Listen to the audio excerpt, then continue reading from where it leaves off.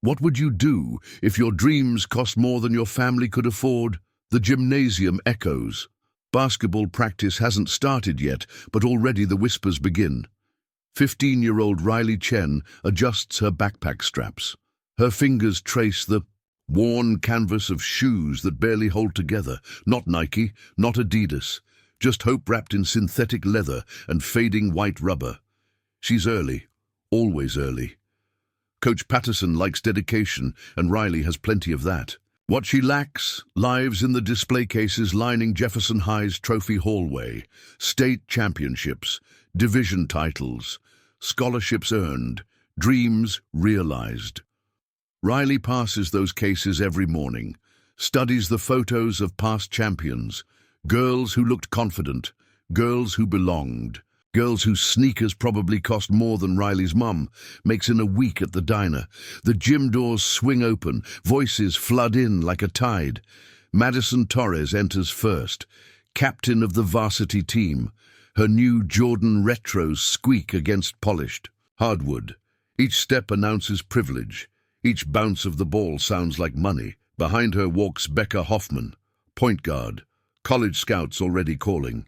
Her shoes match Madison's because that's what teammates do when they can afford to match. Riley dribbles alone in the corner. Her ball is regulation size, but the grip has worn smooth. Like everything else in her life, it works, but barely. Madison notices first. Her laugh cuts through warm-up chatter. "Look at Riley's kicks," she announces to the gathering team. "Are those from the dollar store?" Becca joins the chorus. "I think my little brother had those same ones." In elementary school, the other girls pretend to focus on their own warm-ups, but Riley feels their glances. Quick looks, embarrassed looks, relief that they're not the target, not anger, not shame, just focus. Riley keeps dribbling. Left hand, right hand, between the legs, behind the back. Her form is perfect even if her shoes aren't. Coach Patterson blows his whistle. "Suicides," he calls. "Run the lines." The team spreads across the court. Riley takes her position next to Madison. The whistle pierces air. They run. Baseline to free throw line, back. Baseline to half court, back. Baseline to opposite free throw line, back. Full court, and back. Riley keeps pace. Her lungs burn, but her legs don't quit. Her shoes might be knockoffs, but her heart runs authentic. Madison struggles. Privilege doesn't buy conditioning. Expensive shoes can't purchase wind in your lungs or fire in your chest. Second round. Riley finishes first. Her shoes have held together for one more practice, one more day. But as she bends to catch her breath, she notices something. The left sole has started to separate, just a small gap near the toe. But gaps grow. Everything falls apart eventually. Madison recovers from the run, her face red with effort and something else. Embarrassment, maybe, or anger at being outrun by discount footwear. "Nice shoes, Riley," she says loud enough for everyone to hear. "I bet they light up too." Laughter ripples through the gymnasium. Even some of the quiet girls can't help smiling. Riley doesn't respond. She learned long ago that words are weapons, but silence is armor. Coach Patterson divides them into scrimmage teams. Riley ends up guarding Madison. The irony isn't lost. The girl with the cheapest shoes matched against the one with the most expensive. The ball comes to Madison. She drives left. Riley slides with her. Perfect defensive position. Madison pulls up for a jumper. Riley's hand contests the shot. The ball clangs off the rim. Riley grabs the rebound. Outlets to her teammate. Fast break going the other way. Riley fills the lane. The pass comes back to her. Easy layup. But as she lands, she feels it. The sole separation has grown. Her left shoe flaps slightly with each step. Madison notices too. Her smile turns predatory. "Careful, Riley," she calls out. "Don't want your shoe to fall apart mid-game." More laughter. This time it spreads beyond just the team. JV players practicing. On the side court, turn to look. Riley checks the clock. 30 minutes left of practice. 30 minutes to keep her dignity intact. 30 minutes before she can escape to the parking lot where her mom waits in their 10-year-old Honda, the scrimmage. Continues. Riley plays harder. Every steal, every rebound, every assist is an answer to their laughter. Her shoe holds together, barely, like everything else in her life. But as practice winds down and the team gathers for Coach Patterson's final words, Riley notices something new. A man watching from the upper bleachers. Older, wearing a simple tracksuit, taking notes. He's been there the whole time, but somehow she's just seeing him now. His eyes aren't on Madison with her perfect form and perfect shoes. They're on Riley, the girl whose sneakers barely hold together but whose heart never quits. Coach dismisses them. The team heads to the locker room. Madison's laughter echoes off the walls. Riley gathers her things slowly. Her shoe has made it through another day. Tomorrow she'll reinforce it with duct tape and prayer. The man in the bleachers descends the steps. He walks with purpose, like someone who knows exactly where he's going and why. Riley doesn't notice him approaching. She's too focused on making it to the parking lot with her dignity and her shoe still intact. What she doesn't know is that some gifts come disguised as strangers, and some strangers understand exactly what it means to fight for dreams in shoes that barely fit the journey ahead. The locker room smells like sweat and ambition. Riley sits on the wooden bench examining her left shoe. The separation has spread another half-inch. She pulls out a roll of clear tape from her backpack.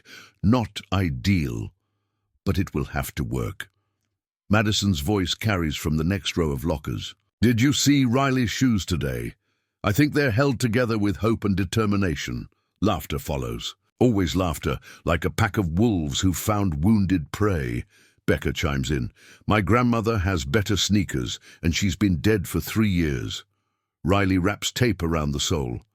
Each revolution, a small act of defiance.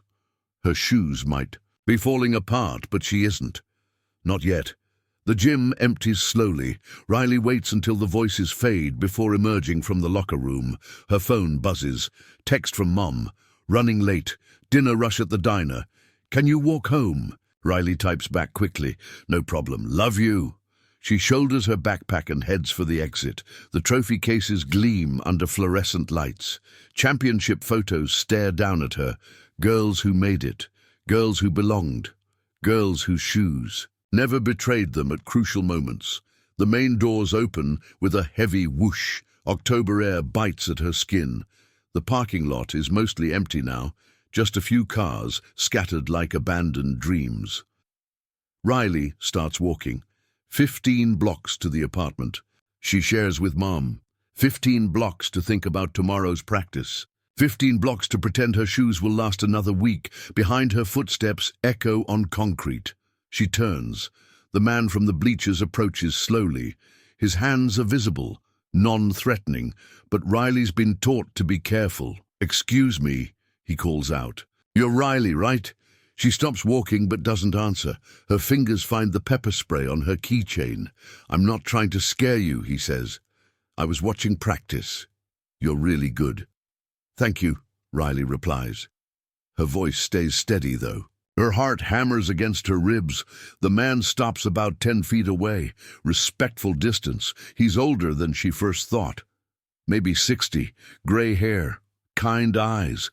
Expensive-looking tracksuit that somehow doesn't look pretentious on him.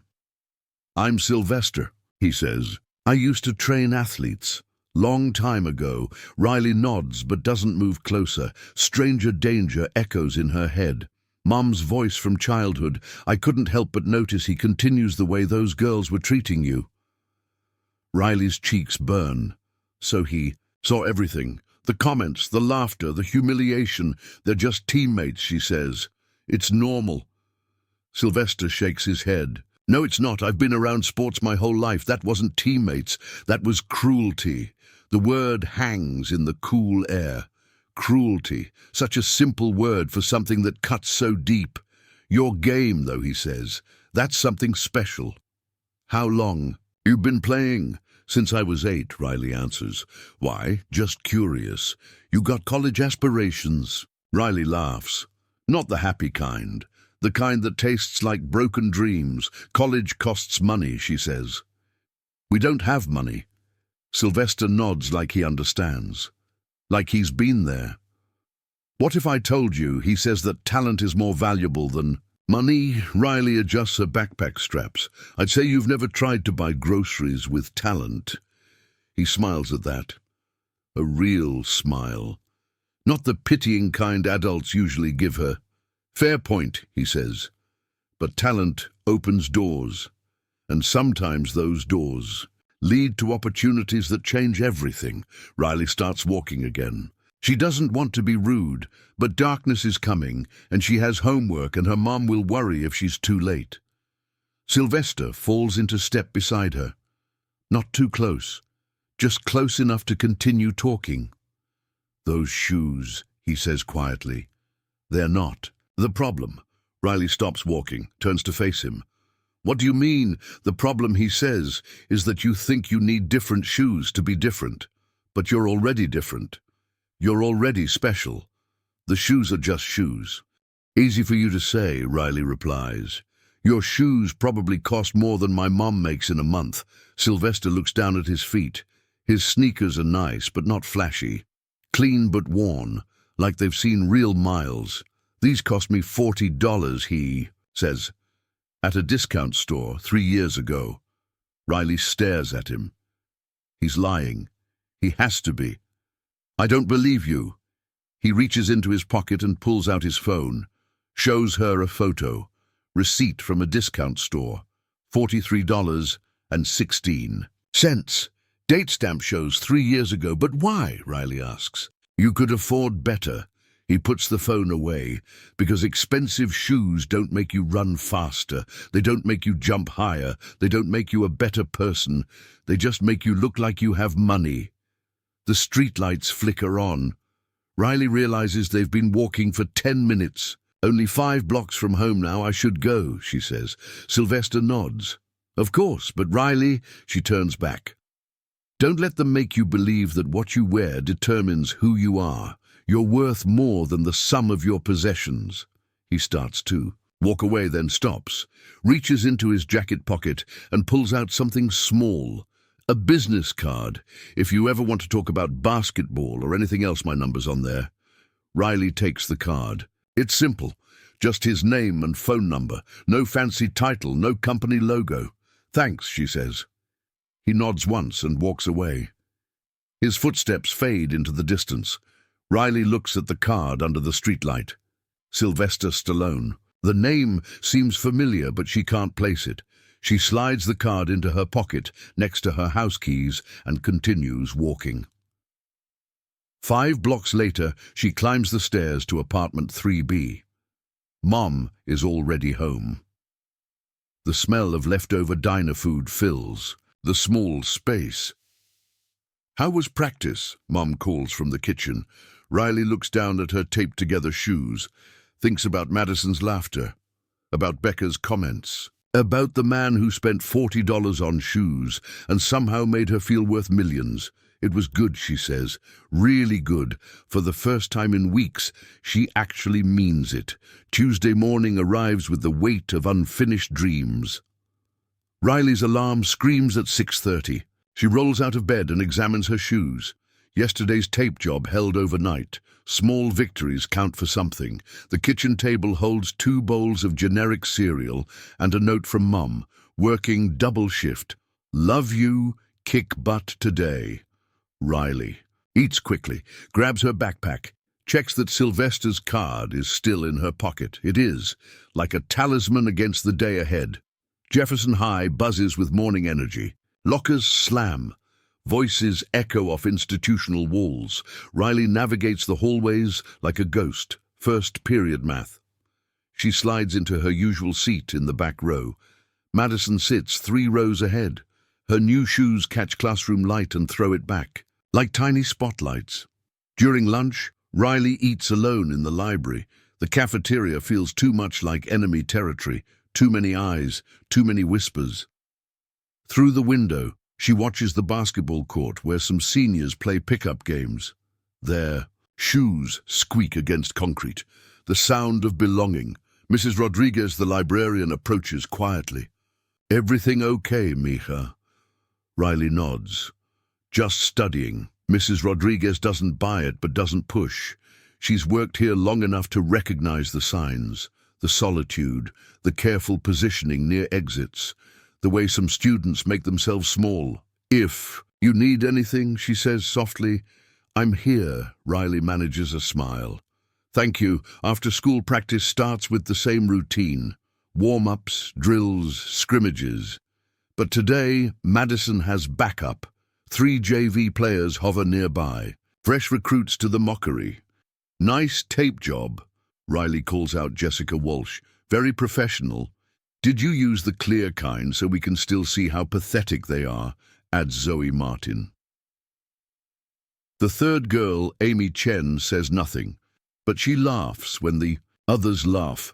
Peer pressure in real time, Riley dribbles through the comments. Each bounce of the ball drowns out another insult. Focus, just focus. Coach Patterson divides them for defensive drills. Riley guards Madison again. The pattern repeats. Riley's defense is textbook perfect. Madison's shots clang off the rim, but during water breaks the comments continue. I wonder if Riley's shoes glow in the dark, Madison says, like those kids' sneakers at Walmart. The JV girls giggle. Riley drinks her water and pretends she doesn't hear, but someone else is listening. Danny Gutierrez, the assistant janitor, sweeps near the bleachers. He's maybe 30, quiet, keeps to himself, but his eyes miss nothing. He's worked at Jefferson for 5 years, seen plenty of cruelty disguised as teenage fun. Usually he stays out of student business, but something about the girl with the taped up shoes reminds him of his little sister, the one who never made it past 16. During the next drill, Madison escalates. She accidentally steps on Riley's foot, right where the sole separates. The tape splits. Riley's shoe flaps open like a mouth gasping for air. Oops, Madison says. Hope I didn't damage the designer label. Laughter erupts from half the team. Thusso's other half looks uncomfortable but stays silent. Riley kneels and tries to retape her shoe. Her hands shake slightly, not from fear. From rage she can't afford to release. While she works, Danny steps closer. His broom sweeps in lazy circles, but his attention is laser-focused on the mean girl with the expensive shoes. He's memorizing faces, learning names, building files in his head. Sometimes quiet people are the most dangerous, not because they explode, but because they remember everything. Riley finishes the tape job and stands up. Her shoe holds, for now. The drill continues, but Madison isn't finished. Hey, Riley, she calls out during the next break. My little cousin is having a birthday party. She's turning 8. Want me to ask if she has any outgrown shoes for you? This time even some of Madison's supporters look uncomfortable. There's teasing, and then there's cruelty. Riley doesn't respond. She runs to her position for the next drill. Her taped shoe holds together. Her dignity feels more fragile, but from the corner of her eye, she notices Danny has stopped sweeping. He's watching Madison with the kind of intensity that makes smart people reconsider their choices.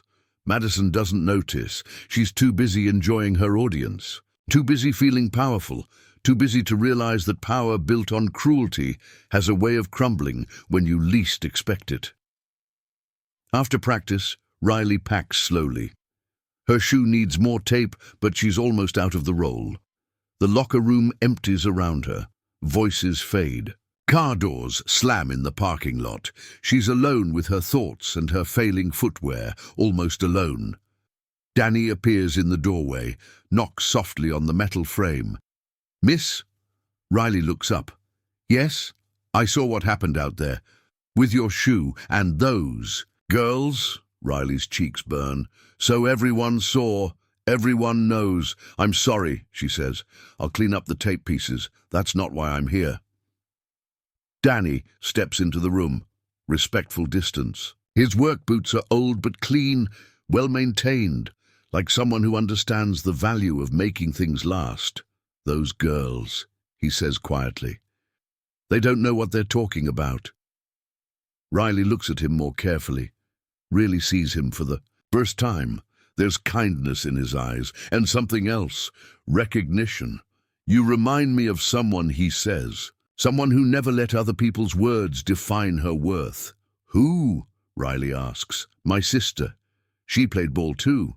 Had heart bigger than her bank account. Riley nods, understands without explanation. What happened to her? Danny's face grows quiet. She got sick. Cancer. Fought like hell but lost. I'm sorry. He shrugs. Life isn't fair, but that doesn't mean we stop fighting. That doesn't mean we let the bullies win. Riley stands up, slings her backpack over her shoulder. Thanks, she says, for listening. Danny nods. Those girls, they think expensive shoes make them better. But I've been watching you play. You got something they don't. Something that can't be bought. What's that? Heart. Real heart. And that's worth more than all the designer labels in the world. Riley walks past him toward the exit. At the doorway, she turns back. What was your sister's name, Maria? She would have liked you. Riley smiles. The first real smile she's managed in days. I would have liked her too. Wednesday night, Riley sits alone in her bedroom, homework scattered across her desk. But her attention fixes on the shoes beside her bed. The tape has failed completely now. The sole hangs like a broken wing. No amount of adhesive hope can fix what's fundamentally falling apart. She pulls out her phone and searches basketball shoes clearance. The cheapest option still costs $60. Might as well be $600 or $6,000. Her bank account holds $14.37. Saved from part-time work at the community center. 3 hours every Saturday, watching little kids while their parents work out. Riley closes the browser, opens her calculator app, does the math she already knows by heart. Mom makes $9.50, an hour at the diner, 30 hours a week when they're busy, 20 when they're not. Rent takes most of that. Utilities, groceries, gas for the Honda that breaks down every other month. Basketball shoes don't fit in that equation. Riley picks up Sylvester's business card, turns it over in her fingers. The paper is good quality, heavy stock, professional. She Googles his name. The results make her drop the card. Sylvester Stallone, actor, writer, director, Rocky, Rambo, net. Worth estimated at $400 million. Riley stares at her phone screen, scrolls through images and articles. This can't be right. The man she met was kind, humble, wore $40 shoes from a discount store, but the photos don't lie. Same face, same eyes, just younger in most of them.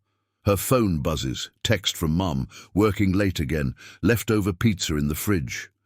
Love you? Riley doesn't reply. Instead, she calls the number on the card. It rings twice, then a familiar voice. Hello, it's Riley from yesterday, the basketball player. Riley, his voice warms immediately. How are you doing? I know who you are. Silence on the line, then a soft chuckle. Took you long enough. Most people figure it out in about 30 seconds. Why didn't you tell me? Would it have changed anything? Would you have listened differently? Riley considers this. Probably. She would have been starstruck, suspicious, unable to hear his words past the noise of his fame. I guess not. Good. Because I wasn't talking to you as a celebrity. I was talking to you as someone who understands what it's like to be counted. Out before the fight even starts, Riley looks at her broken shoes, at her reflection in the dark window. Skinny girl from nowhere, with dreams too big for her bank account. My shoes died. How bad? Beyond repair. Completely unwearable. Sylvester is quiet for a long moment. Riley can hear voices in the background. Sounds like a restaurant. Fancy place where the bread probably costs more than her family spends on groceries. Two different worlds, connected by a phone call and shared understanding of what it means to fight uphill. What are you going to do? He asks. I don't know. Maybe quit the team. I can't play barefoot. You could, he says quietly, but you won't. How do you know? Because quitters don't tape their shoes back together 3 times in 1 week. Quitters don't run extra laps when nobody's watching. Quitters don't have the fire I saw in your eyes. Riley feels tears building, not sad tears. Angry ones, frustrated ones. The kind that come when you know you're capable of more than your circumstances allow. It's not fair. No, Sylvester agrees. It's not. But fair is a luxury most people can't afford. What matters is what you do when life isn't fair. Easy for you to say. You're rich. You can buy anything you want. You're right. Now I can, but I wasn't always rich. I was broke for a long time, sleeping in bus stations, selling my dog because I couldn't afford to feed him, getting rejected by every studio in Hollywood. Riley knows these stories from her internet search, but hearing them directly makes them real, personal. The difference between us, he continues, isn't money, it's time. I've had more years to figure things out, to fail and get back up, to learn that talent and determination are worth more than anything you can buy in a store. But I need shoes to play basketball. Yes, you do. And you'll get them. Maybe not today, maybe not tomorrow, but you'll get them. Because people with your kind of heart always find a way. How can you be so sure? Because I've been watching you. Not just your game, your character, the way you handle cruelty with dignity, the way you work harder when things get difficult, the way you lift your chin when others try to break your spirit. Riley wipes her eyes with the back of her hand. Those girls at school. They're making my life hell, I know. What should I do? Keep playing, keep fighting, keep being exactly who you are. Because who you are is extraordinary. Riley looks at her reflection again. Same skinny girl, same small apartment, same broken shoes. But something feels different, stronger. I should go. I have homework, of course, but Riley, yes? Don't give up. Not on basketball, not on yourself, not on dreams that seem impossible. Sometimes impossible dreams are the only ones worth chasing. The line goes quiet. Riley sets down her phone and picks up her algebra book. Outside her window, the city hums with 8 million stories. Dreams being born, dreams dying, dreams refusing to quit despite every reason they should. Riley opens to chapter 12, quadratic equations, problems with clear solutions. Unlike life, unlike basketball, unlike the question of how to keep fighting when your armor is held together with tape and stubborn hope, but she'll figure it out. She always does. Before we continue, comment where you're watching from.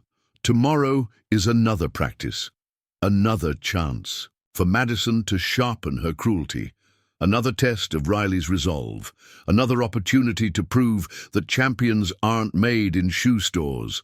They're forged in moments like this, when everything falls apart and you choose to keep building anyway.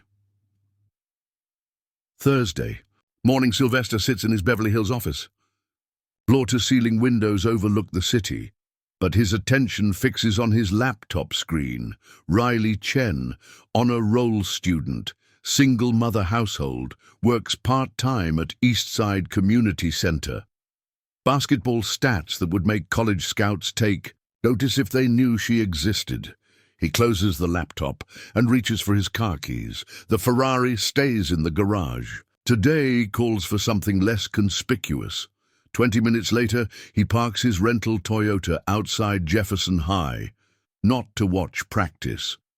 Riley doesn't play until 4 o'clock. He's here for something else. The main office buzzes with afternoon energy. Secretary typing, phone ringing, students serving detention in uncomfortable chairs. Sylvester approaches the front desk. The nameplate reads, Mrs. Walsh. I'm here to see Principal Martinez. Do you have an appointment? No, but I think he'll want to see me. Sylvester hands her his business card, the real one, with his production company logo embossed in gold. Mrs. Walsh's eyes widen slightly. She picks up the phone. Principal Martinez? There's a Mr. Stallone here to see you. 2 minutes later, a tall man with graying temples emerges from the inner office. Hand extended. Smile practiced but genuine. Mr. Stallone, this is unexpected. What brings you to Jefferson High? Sylvester shakes. His hand firmly. I'm interested in your basketball program, specifically your girls' team. Principal Martinez gestures toward his office. Please come in. The office walls display typical administrative decor, diplomas, school photos, achievement awards. But Sylvester notices something else, a glass display. Case in the corner, old trophies, faded photographs, memorabilia from decades past. Those are from our glory days, Martinez explains, following Sylvester's gaze. Back in the 80s, we had quite a program. Sylvester walks closer to the case. His eyes scan the contents, then stop. Fixed on something in the back corner, a pair of basketball shoes, old-school high tops, red and white, well-worn but lovingly preserved. What's the story behind those? Martinez joins him at the display. Those belong to Carmen Valdez, class of 1984, best player we ever had. Full scholarship to UCLA, went on to play professionally in Europe.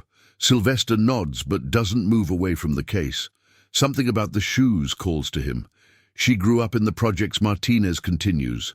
Single mother. No money. Those shoes were the only pair she owned her entire senior year. Why are they in the case? Carmen donated them when she graduated. Said she wanted future players to know that champions come from all backgrounds. That heart matters more than equipment. Sylvester studies the shoes more closely. The rubber soles are worn smooth. The canvas uppers show stress marks around the eyelets. These shoes were loved, hard-used, victorious. Does anyone ever talk about these shoes, he asks. Do the current players know the story? Martinez shrugs. Not really. Kids today are more focused on the latest technology, brand names, social media. They don't have much interest in history.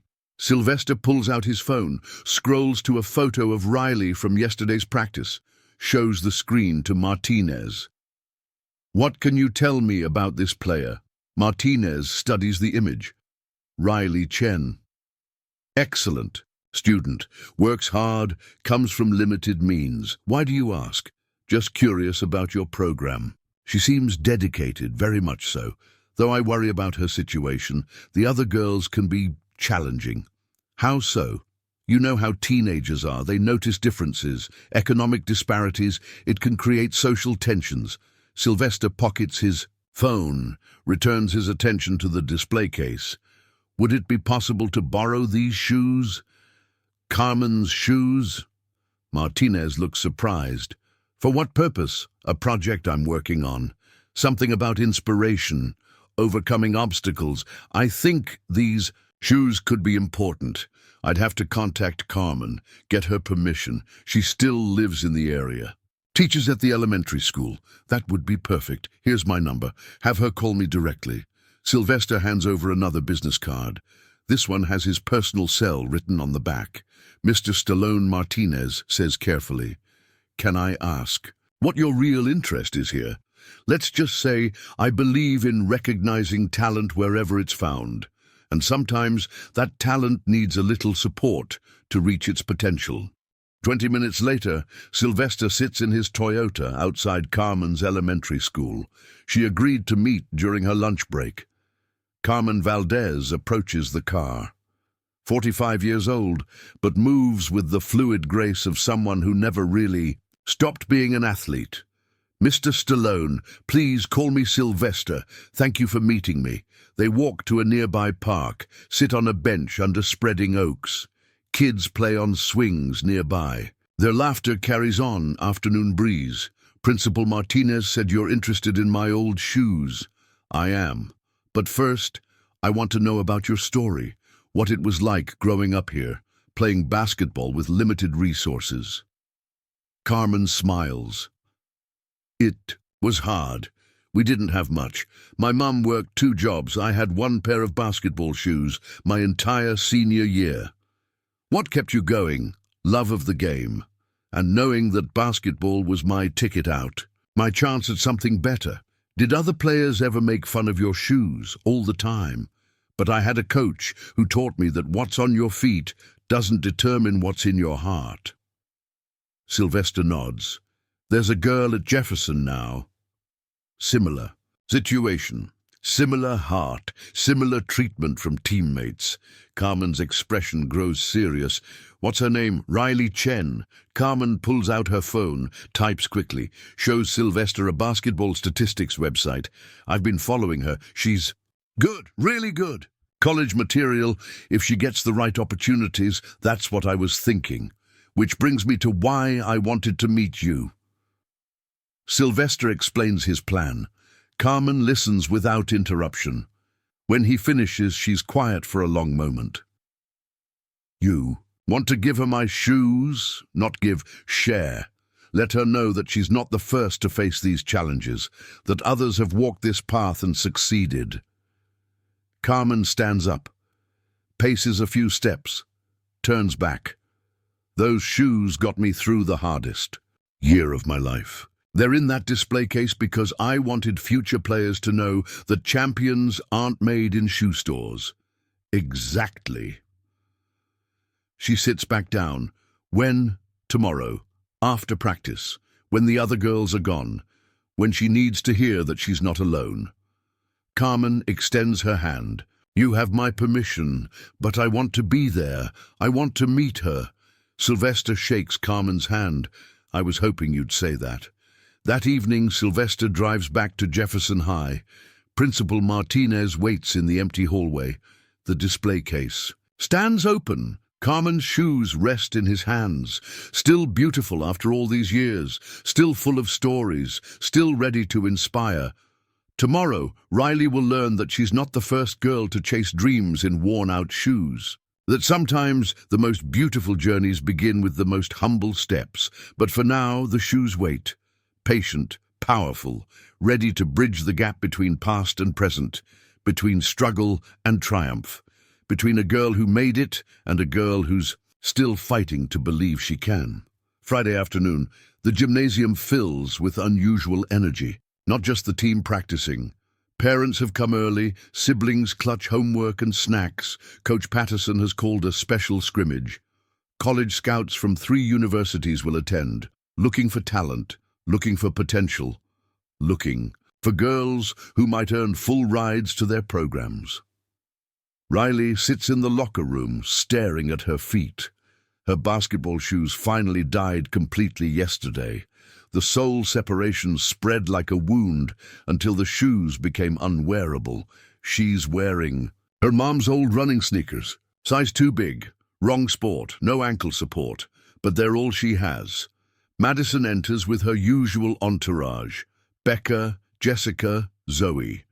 Amy trails behind, looking uncomfortable but still part of the pack. The scouts are here, Madison announces to the room.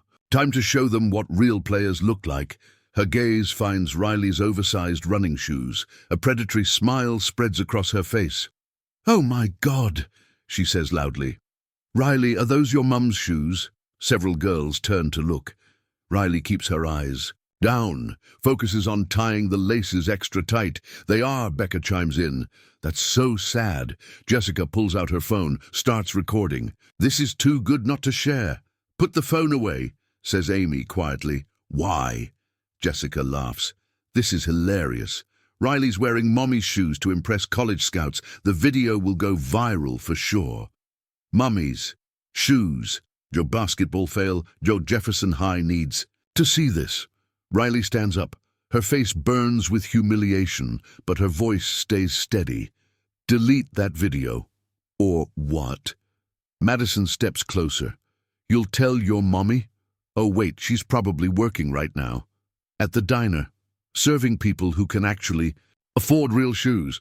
The locker room has gone silent. Even the girls who usually stay neutral watch with mixture of fascination and horror, cruelty in real time. Performance art of human meanness. I said delete it. Riley's voice carries new weight, something dangerous lurking beneath the surface. Like a storm gathering strength, Jessica holds her phone higher. "Make me." The gymnasium door opens. Coach Patterson's whistle echoes off the walls. "Girls, let's go." Scouts are here. Time to play. The team files out, leaving Riley alone with her oversized shoes and burning shame. She follows several steps behind. Enters the gym to scattered applause from early arrivals, but she spots them immediately. 3 adults with clipboards and intense expressions. College scouts, here to evaluate talent, here to change lives, not hers, not wearing her mother's running shoes, not after Jessica's video goes viral. Not after becoming the laughingstock of Jefferson High, Coach Patterson gathers the team at center court. The scouts take seats in the bleachers, notebooks ready, stopwatches prepared. Today we scrimmage, coach announces. Varsity versus JV. Show these scouts what Jefferson basketball looks like. Riley ends up on the JV team despite being skilled enough for varsity. Politics, economics, social hierarchy. All the reasons talent gets overlooked. Madison captains varsity naturally. Her expensive shoes squeak against polished hardwood like exclamation points after every step. The game begins. Riley guards a varsity forward named Taylor Kim. Quick player. Good shooter, but not better than Riley. Riley strips the ball cleanly, outlets to her point guard. Fast break going the other way. Riley fills the wing, ball comes back. Easy layup. But as she lands, her mother's shoe slides sideways, no traction. Wrong grip pattern for basketball courts. She nearly loses her balance. Saves herself, but looks awkward, unsteady. From the bleachers, she hears scattered laughter. Madison's voice carries clearly. Check out Riley's fancy footwork, more laughter. Even some parents can't help smiling. The scouts write notes, probably not good ones. Second possession, Riley gets a steal. Pushes the ball up court. Her oversized shoes flop. With each step, sound like wet fish slapping concrete. She pulls up for a three-pointer. Perfect form, great arc. Swish, but the landing is ugly. Her shoes have no ankle support. She rolls slightly, catches herself but winces. One scout shakes his head, writes something that looks like injury risk on his notepad. Halftime arrives with JV trailing by 8 points. Riley has played brilliantly despite her footwear handicap. 12 points, 6 assists, 4 steals. But all anyone notices are her shoes. The team huddles around Coach Patterson. He draws plays on his clipboard, talks about defensive rotations, but his eyes keep drifting to Riley's feet. During the break, Riley notices Sylvester in the upper bleachers. He's not alone. A woman sits beside him, mid-40s, athletic build, watching Riley with intense focus. The second half begins badly. Riley steals the opening inbound pass, breaks toward the basket, but her shoe catches on the court. She stumbles, travels, turnover. Madison doesn't miss the opportunity. Nice moves, Riley, very smooth. The gymnasium erupts in laughter, not just students now, parents, siblings, even some younger kids point and giggle. Riley's face burns crimson, but she keeps playing, keeps fighting, keeps refusing to quit. With 3 minutes left, JV has cut the lead to 2 points. Riley brings the ball up court. Madison guards her personally now, trash-talking non-stop. Nice shoes, she hisses. Did you get them at Goodwill? Or the dumpster behind Goodwill? Riley ignores the comments, focuses on the rhythm of the game, the flow of motion and possibility. She drives left. Madison stays with her. Riley plants her foot to change direction, but her mother's shoe has no grip left, no traction, no support. Her foot slides out from under her. She crashes to the floor, hard. The ball flies out of bounds. The gymnasium goes quiet, then explodes. In cruel laughter, Madison stands over her, smiling down like a predator over wounded prey. Maybe next time wear shoes that actually fit the sport, she says loud enough for everyone to hear. Riley lies on the floor for a moment, not injured, just broken, humiliated beyond repair. The scouts close their notebooks, they've seen enough. They gather their things and head for the exit. Opportunities walking away on expensive professional shoes. Riley gets up slowly. Her teammates avoid eye contact. The crowd still chuckles. Phones record every moment of her shame. But from the upper bleachers, Sylvester and the woman watch with different eyes. They see talent, they see heart. They see a girl who refuses to quit even when everything falls apart. They see a champion waiting to be revealed, and they have exactly what she needs. To prove that champions aren't made in shoe stores, they're forged in moments like this. When dignity meets cruelty and chooses to rise anyway, the final buzzer echoes through the gymnasium. Varsity wins by 12 points. Madison celebrates with her teammates. High fives. Social media poses. Victory without grace. Riley sits on the JV bench. Her mother's shoes feel like anchors, dragging her toward the bottom of some deep ocean of shame. The crowd disperses slowly. Conversations about dinner plans, weekend activities, normal life resuming after witnessing a public execution of dreams. Coach Patterson approaches Riley. His face shows genuine concern, mixed with helplessness. "You played well," he says quietly. Despite the circumstances, Riley nods but doesn't look up. What's the point of playing well when everyone only sees your shoes? The gymnasium empties gradually. Players pack their gear. Parents collect children. Even the janitors begin their evening routine. But Sylvester and Carmen remain in the bleachers, waiting, watching, preparing for a moment 30 years in the making. Riley finally stands to leave. Her shoulders carry the weight of collapsed possibilities. Dreams deferred by economics, talent wasted on cruelty. Riley. The voice comes from behind her. She turns to see Sylvester approaching with the woman from the bleachers.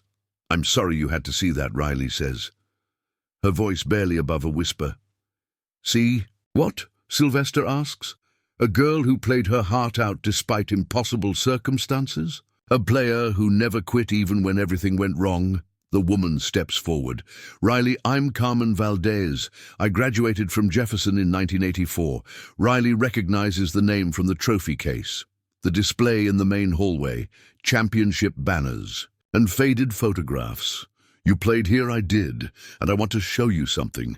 Carmen reaches into a canvas bag she's been carrying, pulls out a shoebox, old cardboard, worn corners, tape holding the edges together. Inside rest a pair of basketball shoes, red and white high tops, clearly vintage, well worn but lovingly preserved. "These were mine," Carmen says. "My only pair, senior." Here Riley stares at the shoes. They look exactly like what she just experienced. Worn soles, stress marks, evidence of dreams pursued despite limitations. "I had them resoled twice," Carmen continues. "Duct-taped the upper when it split. Stuffed. Newspaper in the toe when they got too big. Why are you showing me this?" "Because 30 years ago I sat exactly where you're sitting now, humiliated, defeated, ready to quit." Riley looks up at Carmen's face, sees kindness there, understanding, recognition. "What happened?" "I almost quit, would have quit. But my coach reminded me that champions aren't made in shoe stores. They're made in moments like the one you just lived through." Madison appears suddenly from the locker room, still high on victory and cruelty. Her expensive shoes click against the floor like a timer counting down to judgment. "Well, well," she says, surveying the unusual gathering. Riley's getting a pep talk. How sweet.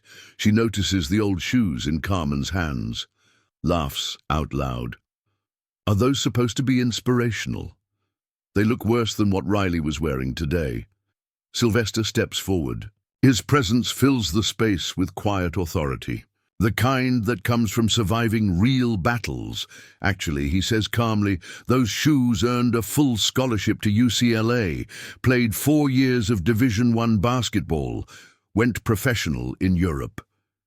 Madison's laugh falters slightly, but her arrogance remains intact. "So what? That was like a million years ago." Nobody cares about ancient history. Carmen sets the shoebox on the bench, steps closer to Madison. "You're right.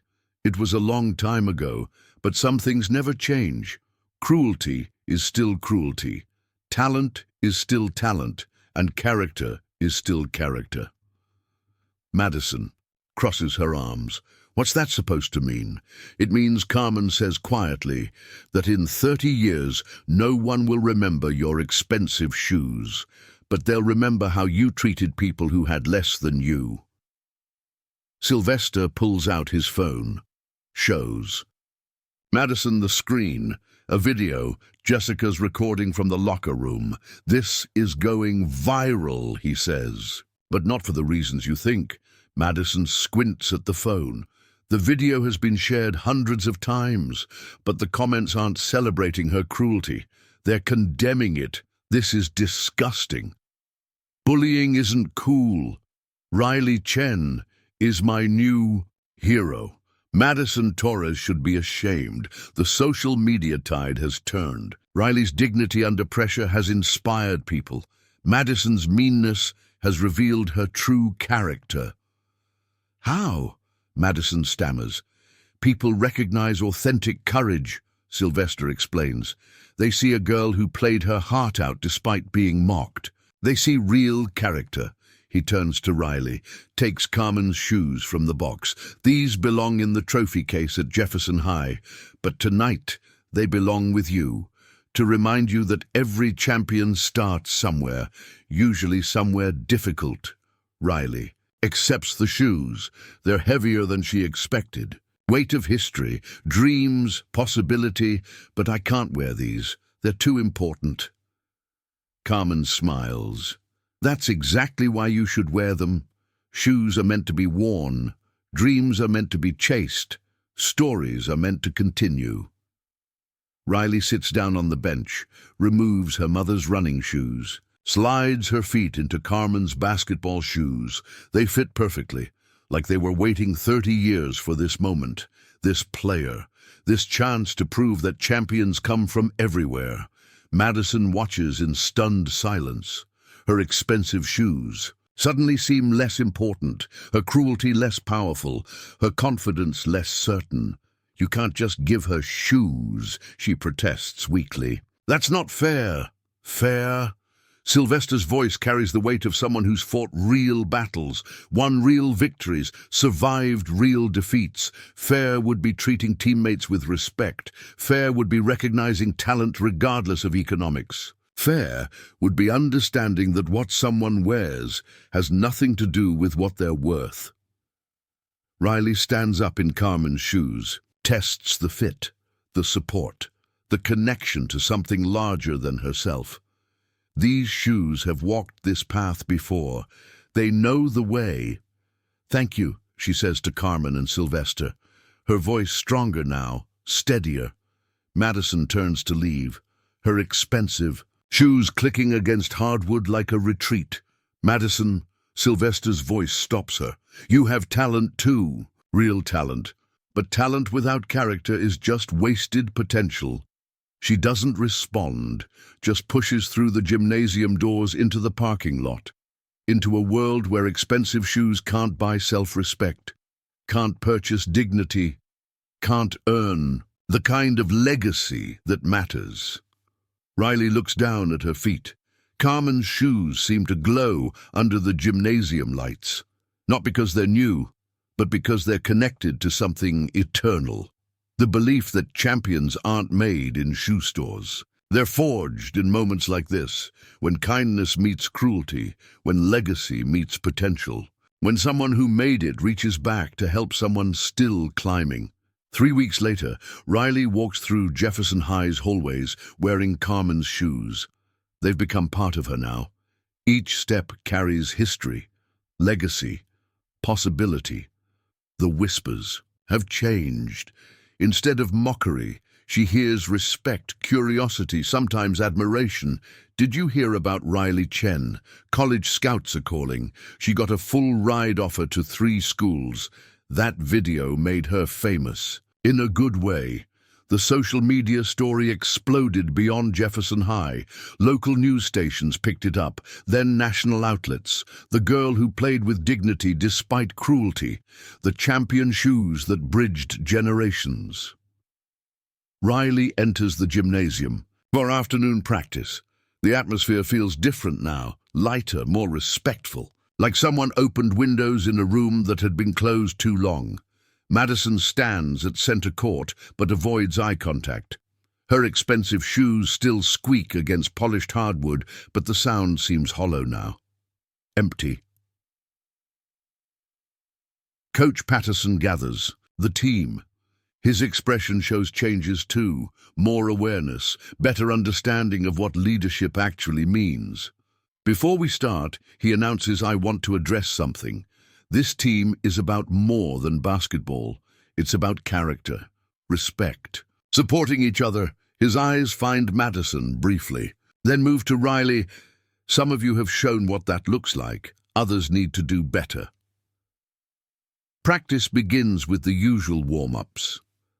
But Riley notices subtle differences. Amy Chen passes her the ball more often. Jessica Walsh has stopped making comments about anyone's equipment. Even Becca Hoffman nods respectfully when Riley makes a good play. The cruelty hasn't disappeared completely. Some behaviors take time to change, but the foundation has shifted. At water break, Riley sits on the bench, adjusts Carmen's shoes. The leather has softened around her feet, molded to her unique shape. Danny Gutierrez approaches with his maintenance. A cart pretends to organize supplies while talking quietly. "Those shoes look good on you." "Thanks, they feel good too." He glances around to make sure no one's listening. My sister would have loved this story. Girl with heart gets the recognition she deserves.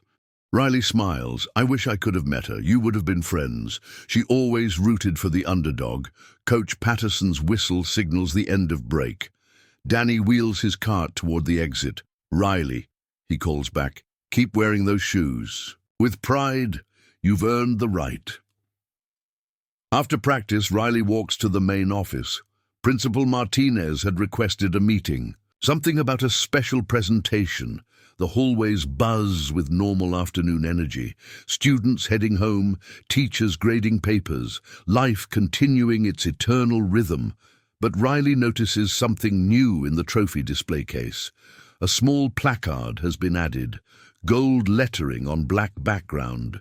"In honor of Carmen Valdez class of 1984 and Riley Chen class of 2025, champions are made by character, not by circumstances." Below, the placard sits a photograph.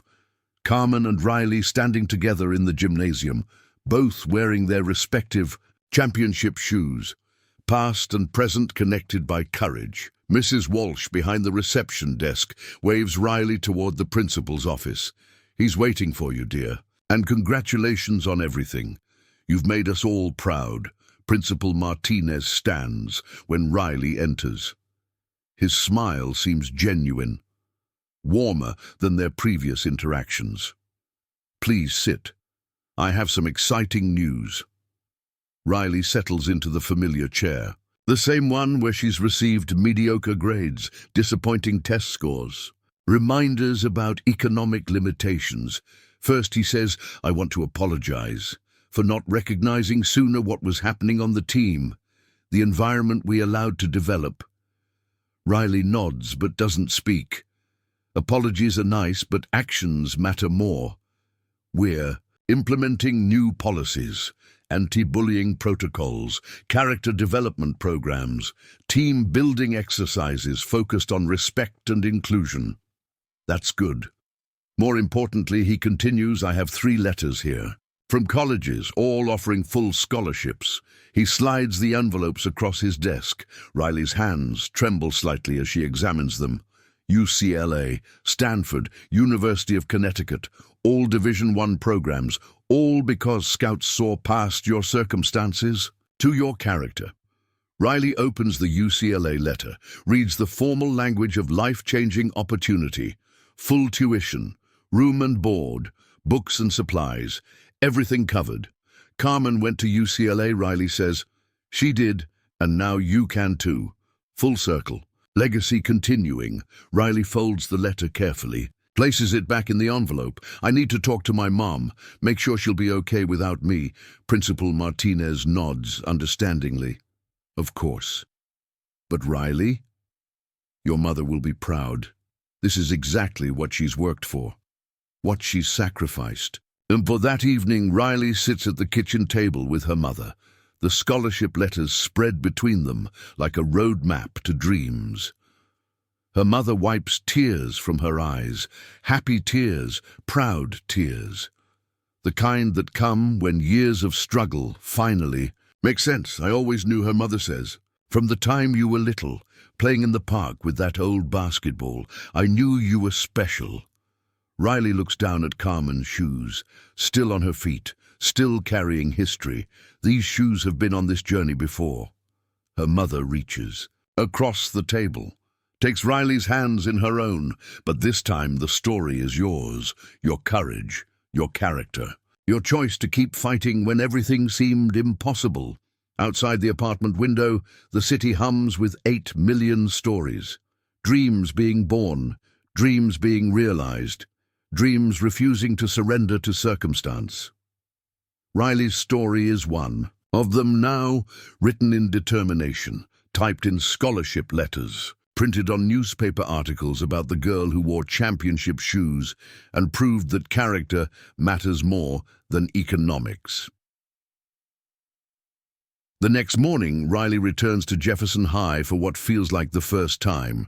Same hallways, same lockers, same classrooms, but everything has changed, because she has changed. In the trophy case, Carmen's original shoes sit in place of honor. Next to a new display, champions then and now. 2 pairs of shoes, 2 generations of dreamers, 2 examples of what happens when talent meets opportunity, when character defeats circumstance, when someone believes enough to keep fighting. Riley, and touches the glass gently. Soon, her own shoes will join this display. Another chapter in the story of girls who refuse to let their circumstances define their destinations. But first, she has a season to finish, a team to lead, a legacy to continue. 1 step at a time, in shoes that remember where they've been and know where they're going. 6 months later, Riley stands at center court wearing her new UCLA warm-up jacket. The state championship banner hangs from the rafters above her. Jefferson High won it all. First time in 30 years. Riley Chen named tournament MVP.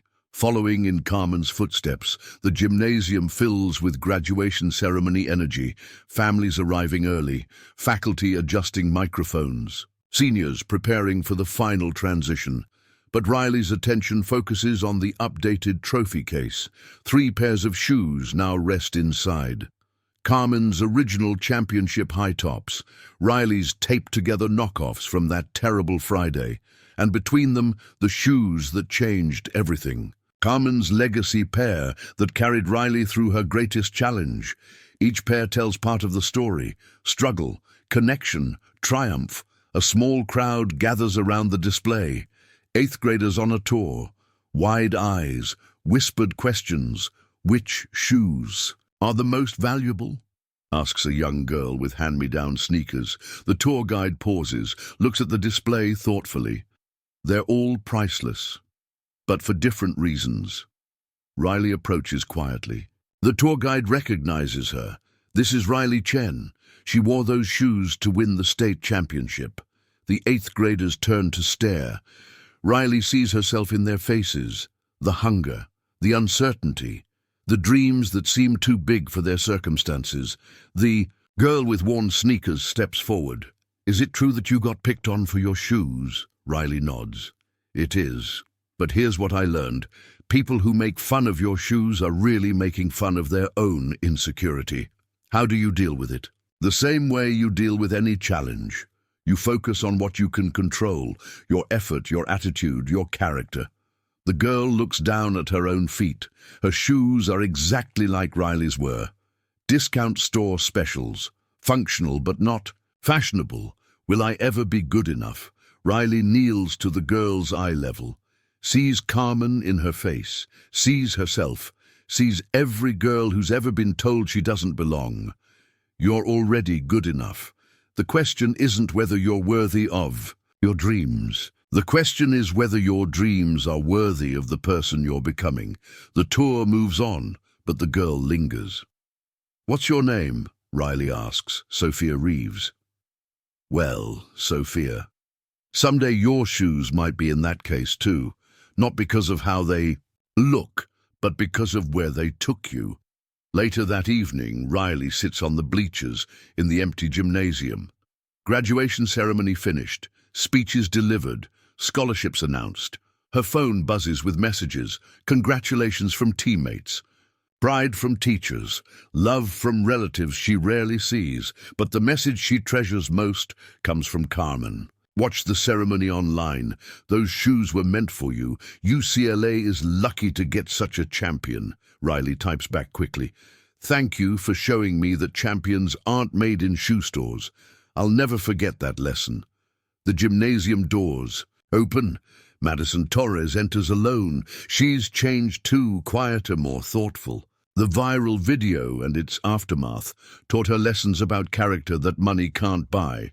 She approaches slowly, sits several seats away from Riley. "I owe you an apology."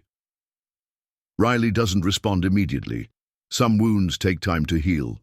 Some words. "It can't be unsaid. I was cruel," Madison continues. "Mean for no reason except my own insecurity.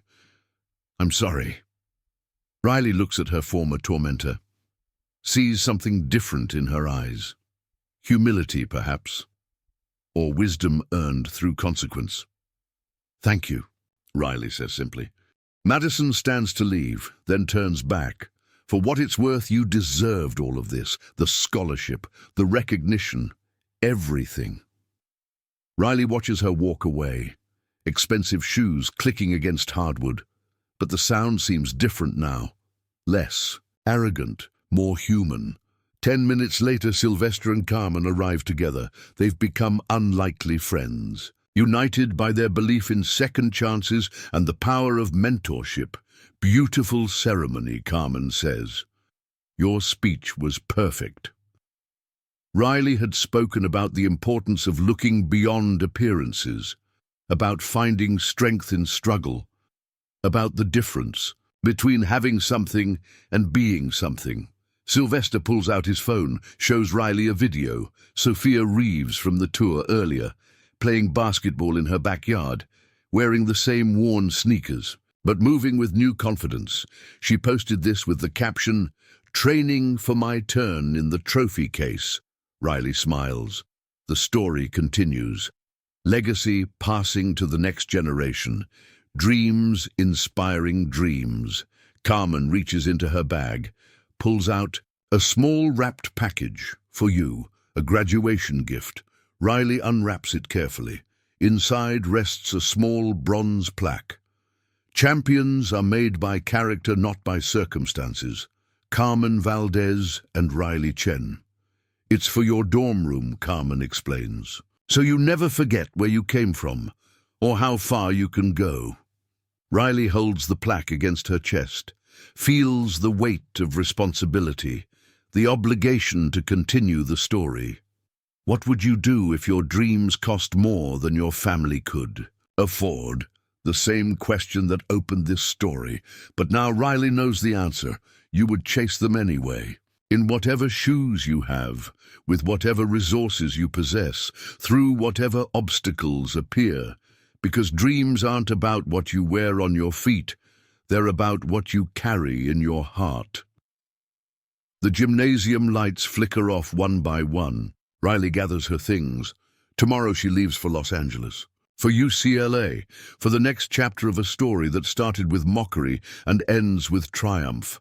But really it doesn't end, because somewhere tonight another girl sits in her bedroom looking at her worn-out shoes, wondering if she's good enough, strong enough, worthy enough, and if she's lucky she'll learn what Riley learned, what Carmen knew, what champions throughout history have discovered, that the most beautiful journeys begin with the most humble steps, that dignity under pressure reveals true character, and that sometimes the greatest gifts come disguised as strangers who understand exactly what it means to fight for dreams in shoes that barely fit the journey ahead. If this story moved you, like, share, and subscribe.